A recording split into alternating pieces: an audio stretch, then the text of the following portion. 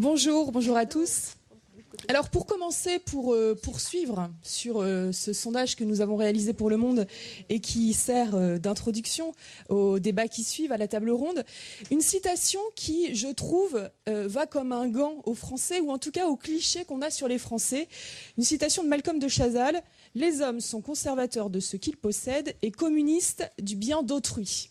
Alors c'est souvent, on se dit, tiens, ça correspond bien aux Français, mais attention, parce que nos concitoyens, finalement, ne sont pas les horribles conservateurs que l'on décrit régulièrement. Et dans les sondages que nous réalisons régulièrement à BVA, eh bien, on se rend compte que les Français appellent de leur vœu pas mal de réformes. Et il n'est pas vrai de penser que finalement, ils souhaiteraient que la France soit moulée dans le plâtre, tel un buste de Marianne. Un petit exemple, avec cette étude publiée dans Le Monde aujourd'hui, avec un premier chiffre qui montre, vous voyez, que les 2 tiers des Français pensent que si l'on continue comme ça, la France court droit à la catastrophe. Alors, c'est assez pessimiste comme vision, mais on peut se dire également que cette idée-là, elle peut servir de levier pour des réformes à venir. Sur le marché du travail, les retraites, les règles d'indemnisation du chômage, 74% d'entre eux jugent qu'il faut aller plus loin dans les réformes. Alors pourtant, quand on est à l'étranger, je ne sais pas si ça vous a déjà frappé, quand vous regardez la télévision, les chaînes d'information, et qu'on a un petit passage sur la France, qu'est-ce qu'on voit essentiellement ? Des manifestations de rue, des occupations d'usines. C'est un peu leur petite Minute France qui finalement ne correspond pas forcément à ces chiffres que l'on voit, qui sont pourtant très réguliers, qu'on peut voir dans ces sondages, et qui apparaissent en contradiction avec un autre chiffre de ce sondage.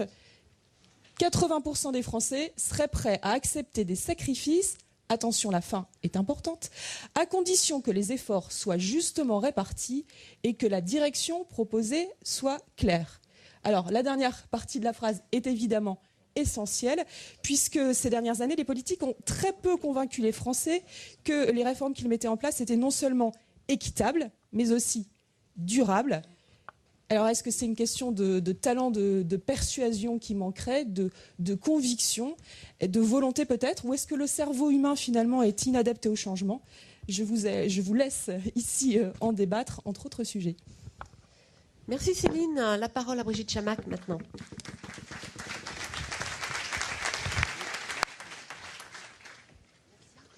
Ça marche ? Oui.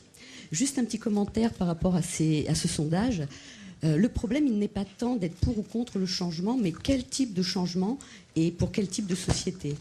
En 1989, dans son livre « Changer d'air », Jacques Robin proposait une économie au service de l'homme, une diminution des comportements agressifs et une pratique pour chacun d'une éthique qui ouvre aux intérêts d'autrui et de la nature. Ces propositions sont toujours d'actualité, mais la mise en œuvre est beaucoup plus difficile.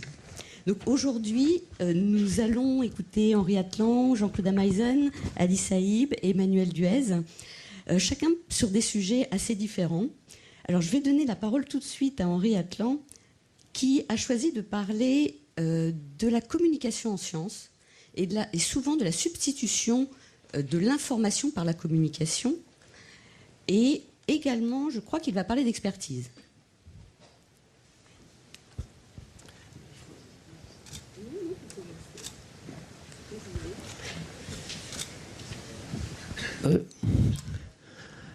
Alors en effet,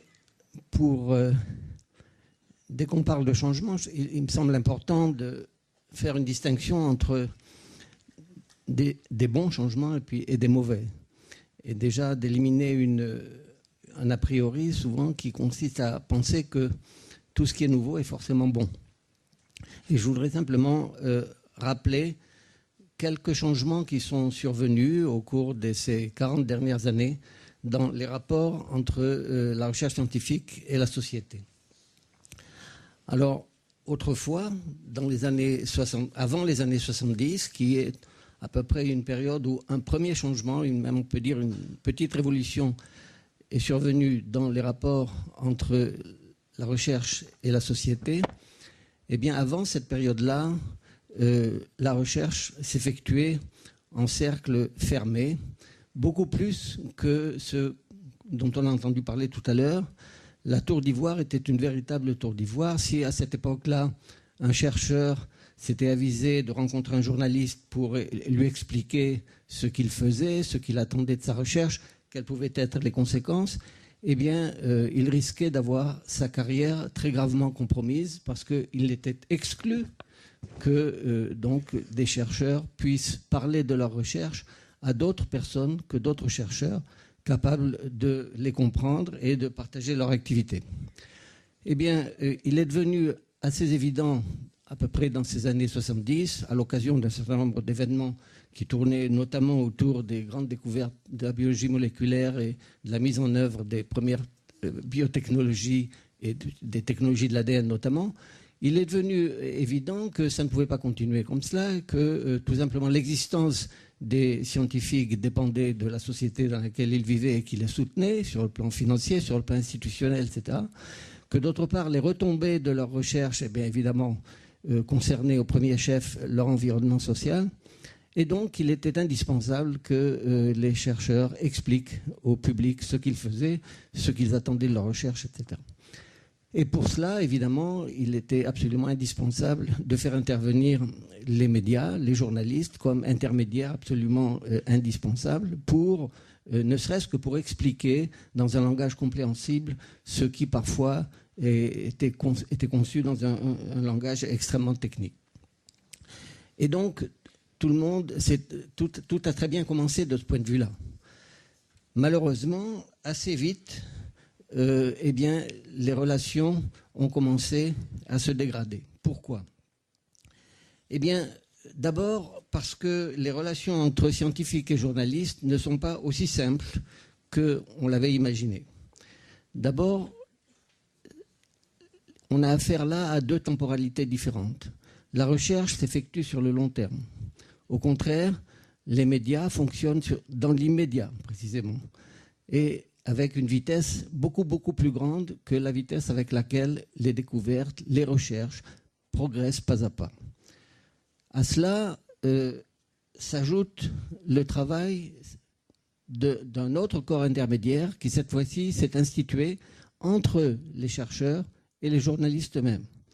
Et ce corps intermédiaire, eh bien, ce sont les services de relations publiques des institutions de recherche, qui sont là pour faciliter en quelque sorte cette transmission entre les scientifiques et les journalistes. Le résultat est que très vite, l'information transmise des scientifiques aux médias par l'intermédiaire des services de relations publiques s'est transformée de plus en plus en promotion du travail des scientifiques visant à satisfaire le besoin de sensationnel, le besoin de rêve aussi d'ailleurs, avec toutes les techniques de communication. Autrement dit, la communication remplace de plus en plus la transmission d'informations, avec toutes les techniques que cette communication a élaborées au fil du temps, c'est-à-dire des techniques inspirées par la publicité, par la propagande, qui visent à séduire essentiellement, à exciter le désir. Donc, finalement, comme cela a été publié plusieurs fois déjà, une sorte de demi-mensonge. Il faut remarquer en plus que ce sont ces mêmes techniques de marketing qui s'imposent maintenant d'autant plus que aussi bien le monde de la recherche que le monde des médias ne peuvent pas éviter à la règle du marché et à la recherche du profit. Il en résulte donc une espèce de collusion entre scientifiques et journalistes où les premiers cherchent la promotion tandis que les seconds cherchent le scoop. Alors, ces phénomènes-là, évidemment, sont encore amplifiés par la vitesse qu'on a tout à l'heure célébrée, mais il faut voir que cette vitesse des communications par les nouvelles technologies, Internet, les réseaux sociaux, etc., n'a pas que des avantages. Enfin, maintenant, à cela s'est ajouté un nouveau changement auquel la table ronde précédente a été consacrée, c'est celui de l'irruption de ce qu'on appelle maintenant un peu les sciences de la complexité. Alors, il s'agit là évidemment d'un très grand progrès par rapport à l'état antérieur des sciences, puisque maintenant, grâce entre autres au développement des techniques informatiques, il est possible d'essayer d'étudier des systèmes complexes, alors qu'autrefois c'était hors de portée, c'est-à-dire des systèmes dépendant d'un très grand nombre de variables, interagissant les unes avec les autres, de façon évidemment non linéaire. Eh bien, pour cela, et ces systèmes-là, on les rencontre non seulement en biologie, mais aussi en économie, en écologie, etc. Et il se trouve que pour aborder de tels systèmes, la seule technique, pour le moment en tout cas disponible, c'est la modélisation. La modélisation mathématique ou informatique. Et là, il faut savoir que ceci est à l'origine aussi d'un défaut, qui est une nouvelle incertitude est amenée par ces techniques de modélisation. Ceci est très important. Cette incertitude provient de ce qu'on appelle la sous-détermination des modèles par les observations. Alors, en 2 mots, de quoi s'agit-il?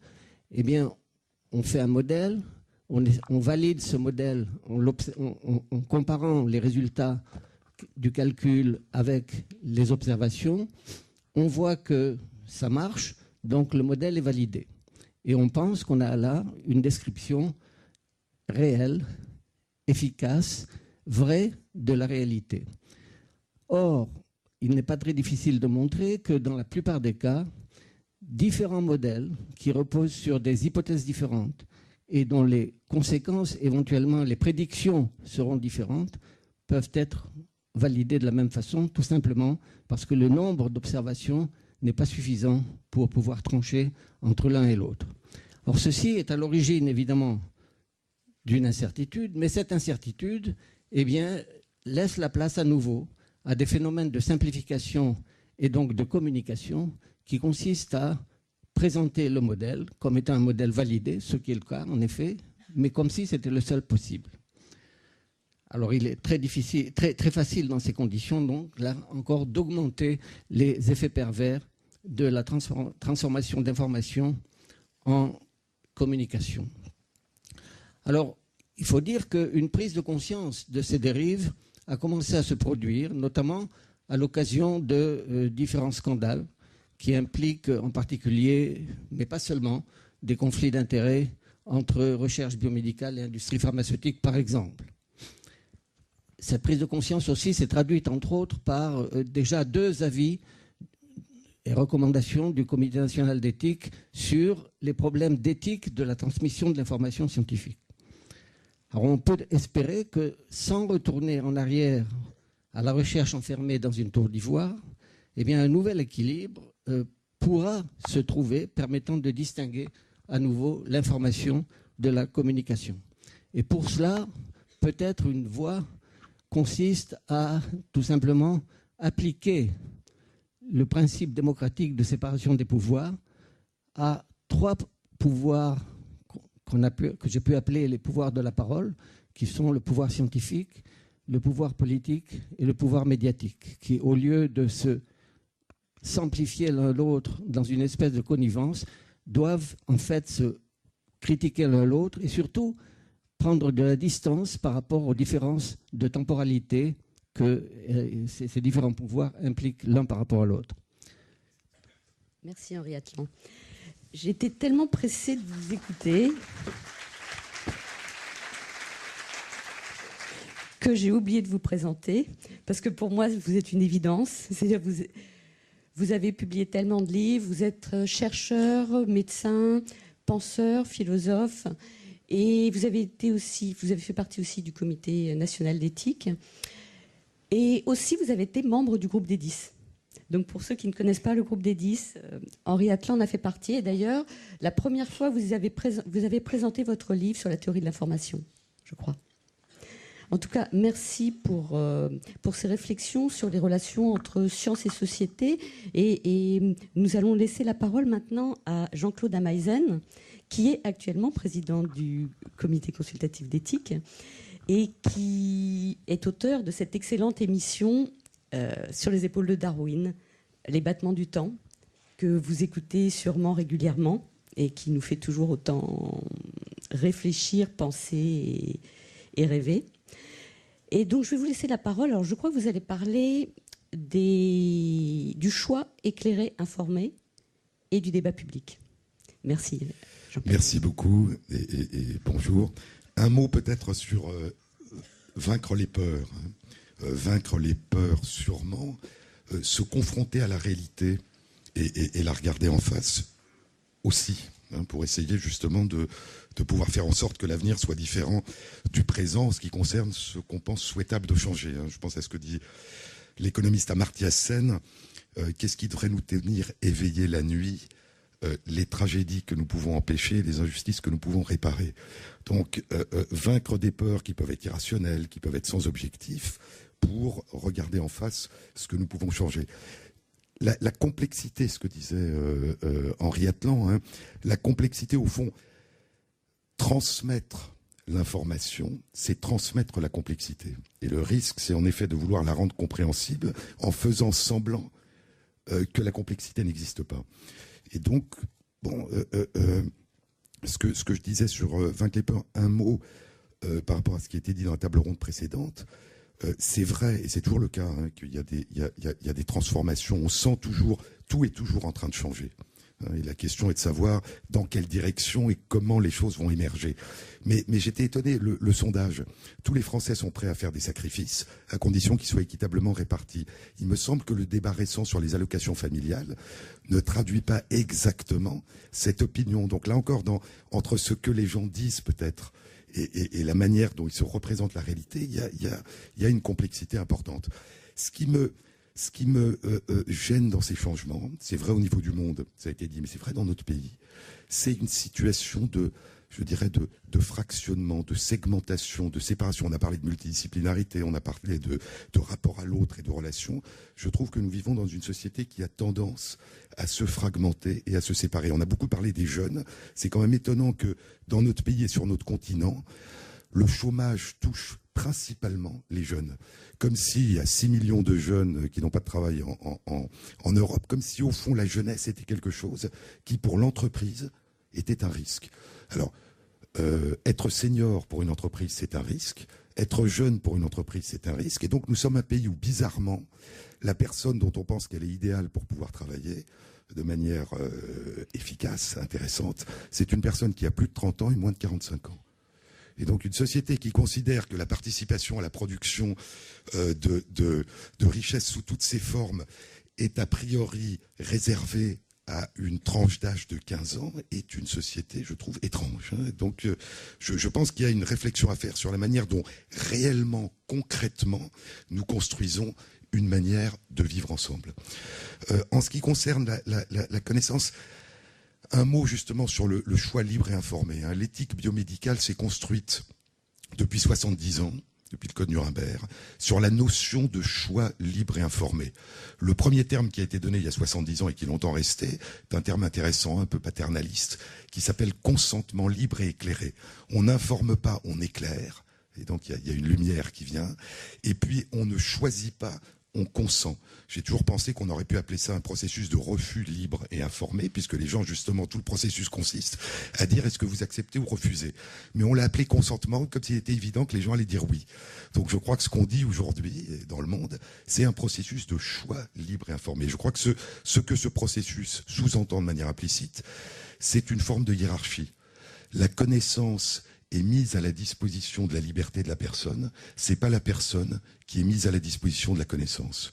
Et donc je crois que la question de la manière dont la connaissance est transmise joue un rôle extrêmement important, puisque le choix, l'invention de l'avenir dépend de la qualité, de l'honnêteté et de la compréhension de cette information. Donc c'est lié en fait information, connaissance sous toutes ses formes et liberté. Un autre point qui me paraît intéressant, c'est que depuis quelques dizaines d'années, dans le monde, ça a commencé peut-être en France avec la création du Comité consultatif national d'éthique il y a 30 ans, mais dans le monde, l'idée a été que réfléchir à des questions où la connaissance, en termes de biologie et de médecine, touche au respect de la personne, aux droits humains fondamentaux, c'était des situations dans lesquelles l'expertise était indispensable, mais où elle était par définition insuffisante. Donc l'idée, il y a deux idées. La connaissance ne peut être que pluridisciplinaire et transdisciplinaire, c'est-à-dire au fond, si c'est une question médicale et qu'il n'y a que des biologistes et des médecins qui réfléchissent, c'est illégitime d'un point de vue de la réflexion éthique. Et donc il faut d'autres domaines de connaissance, du droit, de la sociologie, de l'anthropologie, de la philosophie. Mais l'idée, c'est que ça doit dépasser la notion même de connaissance et que donc cette réflexion, si elle touche à ce que nous considérons comme essentiel, doit dépasser la connaissance. Donc il y a ces deux notions. La connaissance est essentielle et la connaissance doit être dépassée. Et je crois que dans beaucoup de domaines, alors il se peut que ce qui a été fait dans le domaine de la réflexion éthique et de la démarche éthique biomédicale soit une exception, mais je trouve étrange que dans ce domaine, on a considéré que intégrer la connaissance et la dépasser était essentiel pour le respect de ce qui nous paraît le plus précieux, et que dans d'autres domaines, on fait appel à l'expertise. Et donc on considère par exemple dans des questions qui touchent l'économie, qui touchent le nucléaire, qui touchent le réchauffement climatique, qui touchent toutes sortes de problèmes, qu'il faut demander à ceux qui connaissent le mieux le problème de nous dire ce qu'il convient de faire.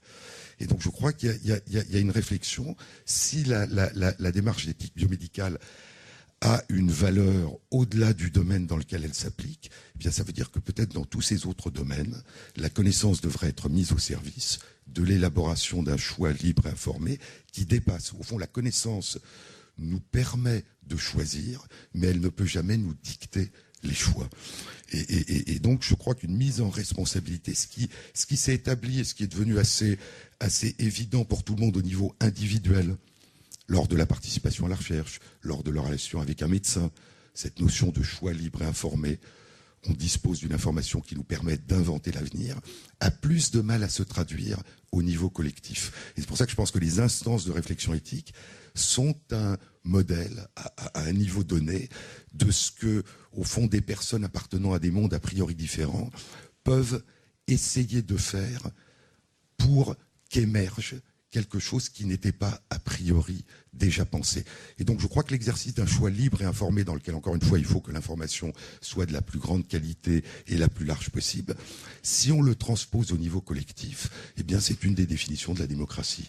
Et donc je crois qu'il y a un lien qui peut-être dans notre pays est assez distant entre la production et la transmission et le partage des connaissances et l'exercice des choix qui nous permettent d'inventer l'avenir, c'est-à-dire les choix véritablement démocratiques. Et je crois que dans notre pays, quelles que soient les connaissances dont nous disposons, nous avons tendance, quand nous parlons de débat public, à penser à la confrontation entre des opinions déjà établies. Et donc on écoute des personnes nous expliquer des points de vue différents, et puis on choisit. L'idée que l'on puisse se mettre ensemble à travers les disciplines et au-delà des disciplines, pour essayer de faire émerger quelque chose que peut-être aucun des participants a priori n'avait pensé, c'est une véritable forme d'intelligence collective, c'est à mon sens la direction dans laquelle notre notion du débat public devrait évoluer. Donc il y a pour moi cette double notion. La connaissance est essentielle. Francis Bacon disait, on lui attribue cette phrase que la connaissance c'est du pouvoir, et avec le pouvoir vient la responsabilité. Qu'est-ce que nous faisons de ce pouvoir de plus en plus grand? La connaissance est essentielle, mais il est essentiel de la dépasser quand ce à quoi nous sommes attachés est quelque chose qui nous touche profondément, individuellement et collectivement. Merci beaucoup.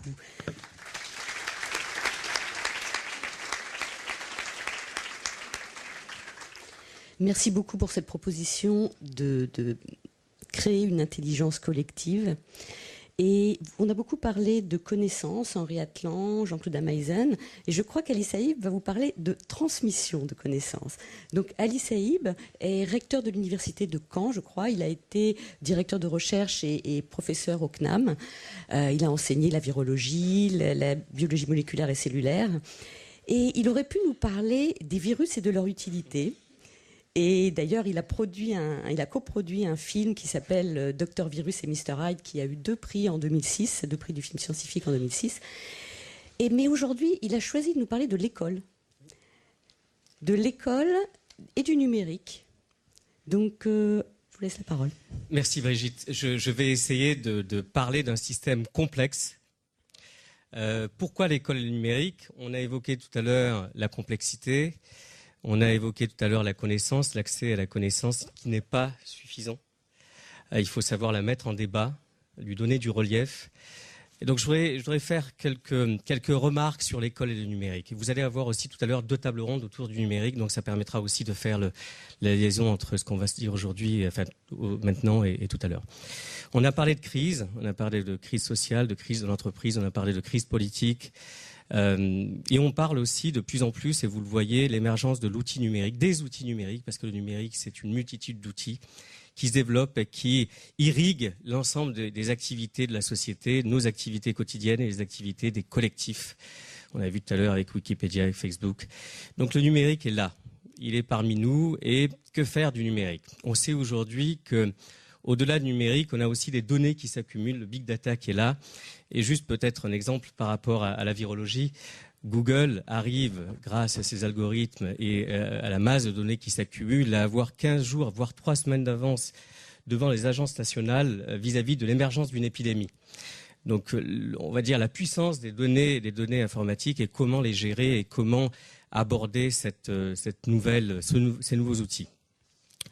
Donc, du coup, on a plusieurs attitudes face à ce numérique quand on est à l'école, quand l'activité école est concernée. On a quelques cas particuliers, des cadres dans la Silicon Valley, dans certaines entreprises de la Silicon Valley, qui souhaitent mettre leur enfant dans des écoles dépourvues d'ordinateurs.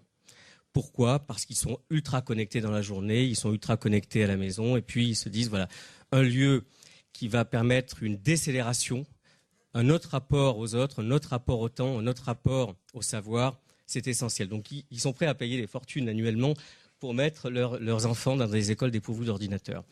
On a aussi à New York, en mai 2012, une circulaire qui interdit aux écoles d'utiliser les réseaux sociaux. Pourquoi ? Parce que plusieurs dérives. Donc on a préféré couper court et éviter que les écoles utilisent les réseaux sociaux. Il y a d'autres attitudes possibles. L'école, en tout cas en France, n'a pas investi le terrain de la télévision, l'univers de la télévision. Elle se doit aujourd'hui d'investir les territoires numériques. Bien évidemment, c'est complexe. C'est une question extrêmement complexe. Et comment aborder ces territoires numériques ? D'abord, un constat.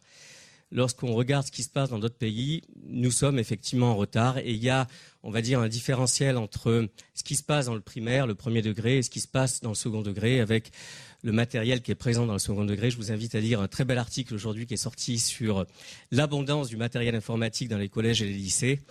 Et 2 études qui ont été publiées et qui montrent que le matériel n'est pas suffisant pour aborder les territoires numériques. Et puis on a vraiment du retard dans les usages au quotidien du numérique, même si le tableau n'est pas tout à fait noir. Parce qu'il y a de très nombreuses expériences qui sont développées sur les territoires et avec vraiment des enseignants qui utilisent ces outils numériques au jour le jour et qui abordent leur démarche pédagogique, leur projet pédagogique avec ces outils, qui les intègrent régulièrement. Néanmoins, je crois qu'il est temps aujourd'hui d'avoir, face à ces questions complexes, une démarche holistique, une démarche globale. Ça veut dire quoi, une démarche globale ? Je ne vais pas rentrer dans les détails techniques, mais pour ceux qui ne sont pas au courant, dans les territoires, vous savez que la compétence est partagée avec les collectivités territoriales. Elles ont la responsabilité de la connexion au débit, voire au très haut débit, l'achat du matériel, la maintenance. Et on doit avoir une coordination serrée, plus qu'une complémentation, une synergie entre l'éducation, l'école et ces collectivités territoriales pour que cela se passe dans les meilleures conditions et cela soit coordonné avec une action globale. L'action globale, c'est quoi ? C'est qu'on l'a vu et vous verrez, je vous invite vraiment à lire cet article extrêmement intéressant aujourd'hui.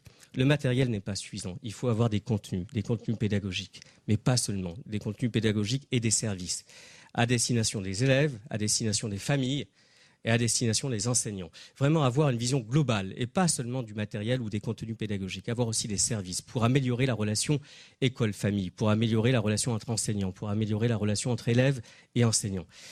Il faut aussi former. Vous savez que la formation a disparu ces dernières années des enseignants. On l'a rétablie au 1er septembre 2013. Et l'un des piliers de ces nouvelles écoles supérieures du professorat de l'éducation, c'est d'apporter des clés et cette formation au numérique.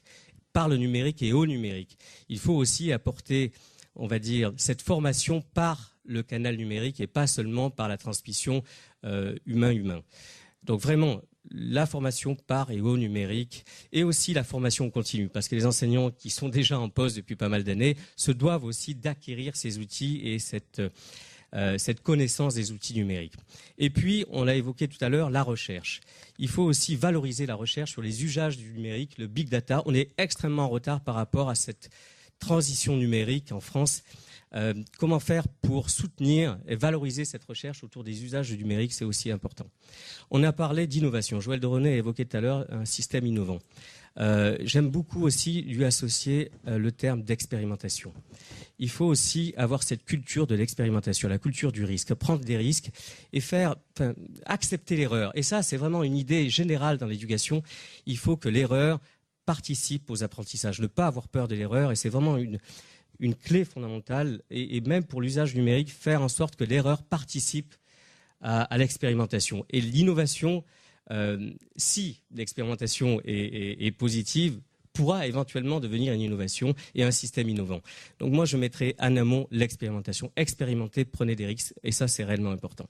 J'avais noté quelques points aussi qui sont importants pour que l'école investisse les territoires numériques. Il faut aussi que son administration investisse ces territoires.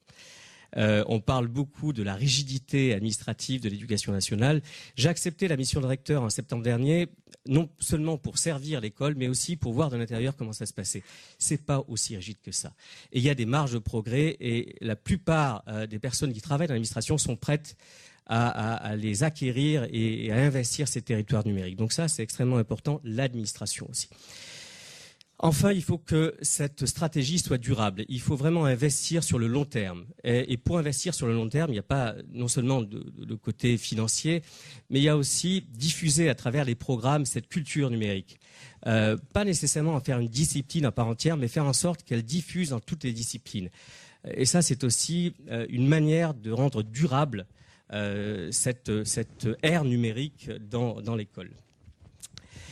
Bien évidemment, on va ouvrir une porte. Cette porte va questionner les pratiques pédagogiques. Ça va être un chantier extrêmement lourd, mais extrêmement exaltant. Questionner les pratiques pédagogiques, c'est aussi important. Et puis, la deuxième question qui va être abordée dans les prochaines années, c'est la question de l'évaluation. Comment, dans un contexte numérique, on va parler de collectif, on va parler de compétences numériques qui sont essentielles dans tous les métiers, on va évaluer les élèves. Et ce sont deux questions essentielles qu'on va aborder. Pour terminer, 4 remarques très rapidement. Juste pour vous dire que innovation n'est pas égale numérique. Numérique n'est pas égale innovation. On peut innover de différentes manières. Il faut mettre le numérique au service d'une stratégie, d'une politique éducative. Il ne faut pas confondre la fin et les moyens. Et ça, c'est vraiment essentiel. Deuxième remarque, on parle beaucoup de net génération, on parle beaucoup de digital natives, des natifs digitaux. C'est pas homogène. Les élèves, les jeunes, ont accès certes à Internet, mais une grande majorité d'entre eux surfent sur Facebook, utilisent des tweets, mais ne savent pas nécessairement s'orienter sur Internet. Donc il faut vraiment faire un distinguo entre ceux qui maîtrisent l'outil, qui y vont, qui savent s'orienter, et ceux qui l'utilisent à d'autres fins. Les usages. On trouve aujourd'hui des inégalités au niveau des usages du numérique. Ça, c'est important, et il ne faut pas nécessairement tout mettre dans le même panier. Troisième remarque qui est importante, les outils évoluent très rapidement. Les interfaces numériques évoluent très rapidement. Comment s'adapter? Comment une école avec 800 000 ou 900 000 salariés employés peut s'adapter à cette rapidité, à cette célérité? Je crois que les objets évoluent, les interfaces évoluent, pas les objectifs. Nous devons, nous, écoles, apprendre à trier, apprendre à hiérarchiser, apprendre à synthétiser, apprendre à analyser, apprendre à mettre en débat. C'est extrêmement important. On arrive à accéder aux connaissances, on ne sait pas encore les mettre en débat. Apprendre aussi à travailler collectivement, apprendre à apprendre. Et donc tous ces outils qui doivent être apportés par l'école très tôt vont permettre de constituer justement cette société de demain avec des citoyens responsables, éclairés, qui savent aussi s'adapter à un environnement complexe et rempli d'incertitudes. J'ai terminé. Merci.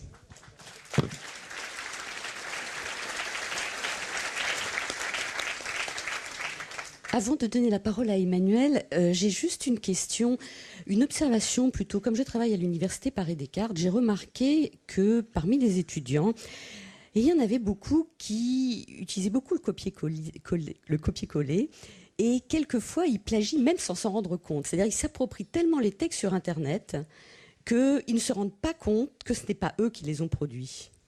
C'est une très très bonne idée. Et je n'ai pas évoqué ce point qui est aussi extrêmement important. Il faut donner aux élèves et aux étudiants cette capacité à être acteurs, à être producteurs de savoir, et pas seulement des copieurs-colleurs, et vraiment d'être acteurs. Et ça, c'est essentiel. Et pour être acteur, par exemple, moi j'ai visité des écoles, des collèges où certains enseignants pratiquent le wiki. Ils produisent des pages wiki entre eux, collectivement, et ça, c'est montrer qu'on arrive à être acteur et pas seulement consommateur.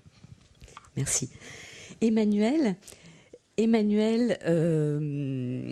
Duez est présidente de l'association d'étudiants Women Up, et je crois qu'elle va nous parler de la génération Y, c'est-à-dire les 25 ans qui réagissent aux mutations dans l'entreprise. Merci Emmanuel. Bonjour à tous. Effectivement, on a parlé de crise, on a parlé d'incertitude, on a parlé de numérique, on a parlé de transmission, donc logiquement je vais parler de jeunesse et plus précisément de la génération Y. La thématique de la table ronde, c'était l'homme transformé vers une nouvelle ère. Alors moi, je ne suis pas scientifique, je ne suis pas chercheuse, je ne suis même pas philosophe, je suis juste entrepreneuse. Et j'ai créé une entreprise qui est basée sur une conviction très forte, celle qu'on est à l'aune de mutations très importantes et que la génération Y, finalement, c'est un des symptômes de cette mutation, à la fois une mutation de société et plus précisément une mutation d'entreprise. Ces mutations, elles sont induites par, elles sont catalysées autour de l'homme, non pas transformé, mais l'homme nouveau. Ça, c'est quelque chose que je prends à Michel Serres et je m'inscris donc dans la continuité du Club des 10. L'homme nouveau, la jeune génération qui porte en elle les signes annonciateurs de ce bouleversement. Je ne vais pas vous raconter, je ne vais pas vous faire un discours docte sur quelque chose que je ne connais pas. Donc ce que je vous propose, c'est juste de vous expliquer la démarche qui nous a fait créer cette entreprise. Pourquoi est-ce qu'on est convaincu qu'il y a des mutations très importantes qui arrivent et pourquoi on est convaincu que la génération Y, notre génération, la jeunesse, a un rôle à jouer. Tout a commencé il y a 3 ans où on a effectivement créé Women Up sur la base d'une mission d'audit qu'on avait réalisée pour Deloitte pour comprendre pourquoi les femmes n'accédaient pas aux postes à responsabilité. On était alors 4 jeunes femmes entre 23 et 25 ans. Et on a investi l'entreprise pendant 6 mois. On a fait des audits, des enquêtes, des focus group, etc. Et puis, au fil du temps, on s'est rendu compte qu'on portait sur cette thématique de la mixité en entreprise un regard assez différent de nos aînés. Il y avait des choses qu'on ne comprenait pas. Il y avait des fonctionnements dans l'entreprise qu'on n'acceptait pas. Il y avait des valeurs dans lesquelles on ne se reconnaissait pas. Et donc, on s'est posé la question, est-ce qu'on est juste 4 folles dingues décorrélées de notre environnement ou alors est-ce qu'on a mis le doigt sur quelque chose de générationnel ?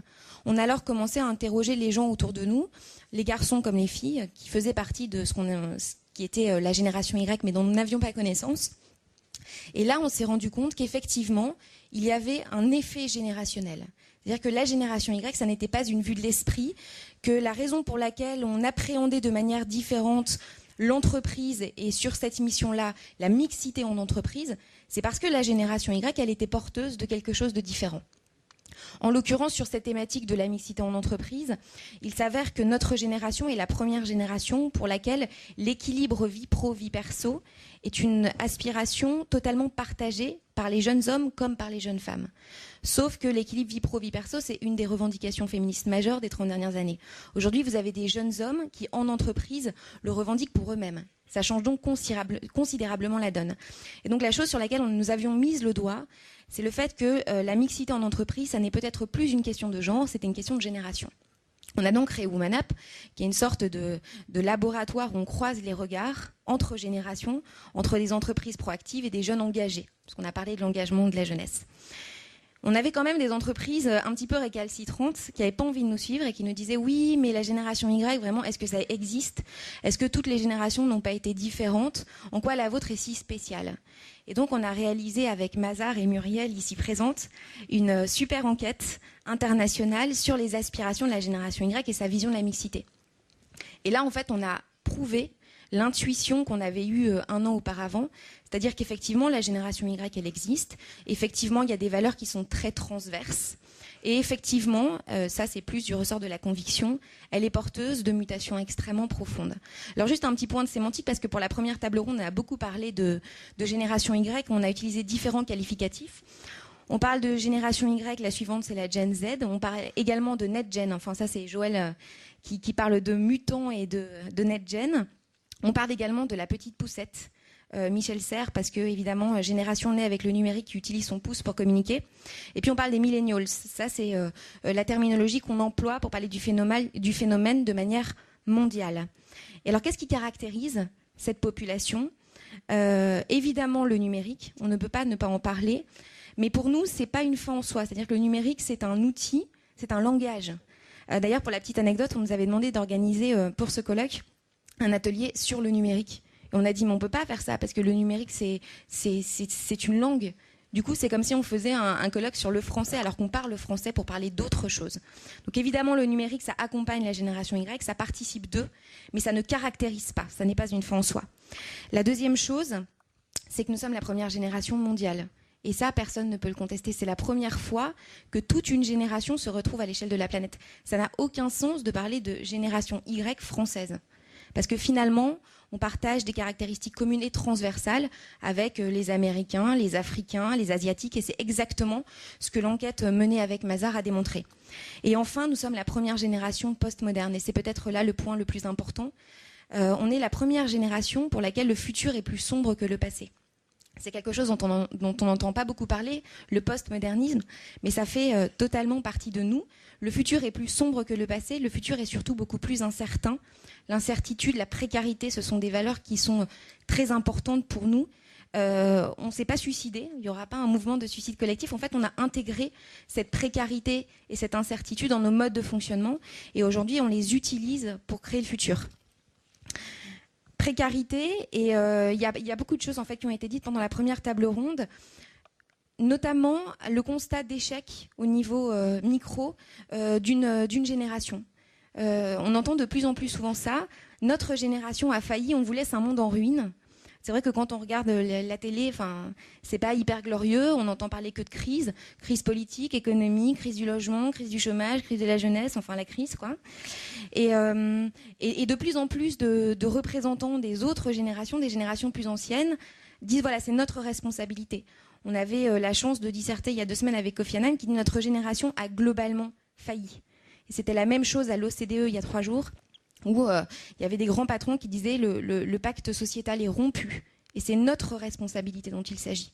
Donc voilà, la génération Y, c'est ce contexte-là. Et donc qu'est-ce qu'on fait quand on arrive dans ce monde un peu en ruine ? Eh ben, on a une réaction hyper pragmatique et on construit avec ce qu'on a. Donc, contrairement à tout ce qu'on entend, la génération Y n'est pas une génération au bord du suicide, ça n'est pas une génération désillusionnée, triste, passive, qui attend. C'est une génération qui construit, c'est une génération autocentrée. On entend beaucoup parler d'individualisme, et c'est vrai. Mais d'un autre côté, est-ce qu'on a vraiment le choix ? Quand on est dans une situation extrêmement court-termiste, on remet l'individu au cœur des choix personnels et des choix professionnels, au cœur de l'entreprise, au cœur de la société. C'est une génération qui est dans l'immédiateté, dans l'instantanéité, d'où le copier-coller d'ailleurs, je pense. C'est beaucoup plus simple que de produire du contenu. Le tout de suite. Et puis c'est une génération aussi qui reconsidère le rapport de force par rapport à l'entreprise. Et ça, assez paradoxalement, dans un contexte de crise, on a l'impression, moi j'ai ce sentiment à titre personnel, que la balle est dans notre camp. Puisque de toute façon, le pacte social qu'on passe avec une entreprise en disant voilà, moi je vais me sacrifier, je vais te donner ma vie perso et en échange j'aurai un confort matériel, je pourrai prévoir à long terme, ça n'existe plus. Par conséquent, on est dans du one shot, on est dans du deal permanent. Je veux du sens, très important, de la transparence, de la reconnaissance. Je veux être manager de ma propre vie personnelle et professionnelle. Et le jour où je n'ai plus ça, alors je m'en vais. Et on a eu notamment des verbatims assez intéressants dans les ateliers qu'on a fait. Je pars parce que je ne veux pas vous ressembler, ce qui ébranle considérablement les managers, ou je préfère la précarité à l'absurdité, ce qui était aussi quelque chose de très fort. Et donc en substance, ce qu'il y a derrière la génération Y, ça n'est absolument pas une remise en cause de l'entreprise, bien au contraire.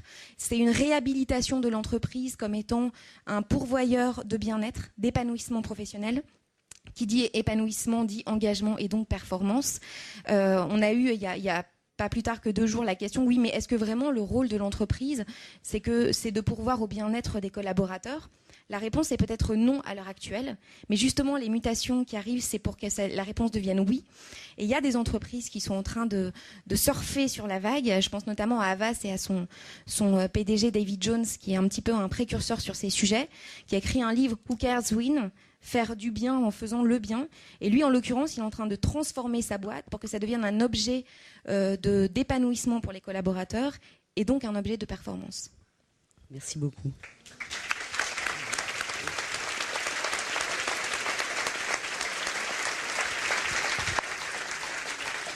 Merci pour cette analyse très pertinente et pour cette note d'espoir aussi.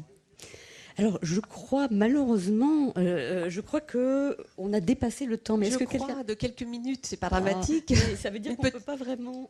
Non, on peut pas relancer malheureusement, Brigitte. Non. Si tu veux faire une conclusion maintenant. Mais les interventions étaient passionnantes. Je crois que tout le monde est très heureux. Un petit mot, juste rapidement. Non, je voulais rebondir un petit peu sur un certain nombre de choses qui ont été dites là. D'abord, on était censé parler de l'homme nouveau, l'homme augmenté, etc. Bon, j'en ai pas parlé, et presque personne ici en a parlé, probablement parce que c'est une illusion. Et que ce post-humanisme dont on nous parle est une des façons de se cacher les yeux derrière une image qui a l'air de simplifier les choses, justement. Parce qu'on ne peut pas éviter la tentation de réduire la complexité, de réduire l'incertitude en proposant ou en imaginant quelque chose de nouveau. Alors, un exemple, si on se place au début du XXe siècle et qu'on essaye d'imaginer comment les personnes qui vivaient à ce moment-là voyaient leur futur, bon, il est bien évident que personne n'était capable d'imaginer comment nous vivons aujourd'hui. En particulier, d'ailleurs, nous sommes déjà, nous ne sommes pas une génération Y, enfin en tout cas moi, mais nous sommes le résultat déjà d'un bouleversement considérable de la condition humaine qui s'est produite pendant le XXe siècle. Et si vous vous posez la question de savoir quels ont été les principaux facteurs de ces bouleversements-là, à mon avis, il y en a deux, qui sont d'une part la machine à laver et d'autre part la pilule contraceptive. À partir de là, eh bien, la condition féminine a été complètement bouleversée et de ce fait même, la condition humaine en général. Alors, post-humanisme, oui, mais il y a aussi la perspective d'un post-humanisme. Et cela, je pense que vous l'avez plus ou moins dit sans le dire de cette façon-là. Et enfin, il faut absolument se prévenir contre cette tentation de vouloir à tout prix réduire l'incertitude, réduire la complexité. Deux petits exemples. L'un, celui des experts. Alors, Jean-Claude Amezen a bien parlé du rôle, justement, de ces experts, qui est indispensable, mais qui doit être extrêmement limité d'une certaine façon, surtout quand l'expertise sert à couvrir et de faire caution, en quelque sorte, à des décisions politiques. Au contraire, tout simplement parce que, surtout quand il s'agit de systèmes complexes, avec des expériences qui ont été faites ou qui n'ont pas pu être faites, avec des modèles qui sont proposés et qui sont considérés comme étant vrais, eh bien, les experts ont beaucoup de mal à dire « je ne sais pas ». Et or, ça, c'est fondamental. Il est important que l'environnement, les journalistes, les hommes politiques, eh bien, les force, en quelque sorte, à dire « je ne sais pas », quand, en effet, ils ne savent pas.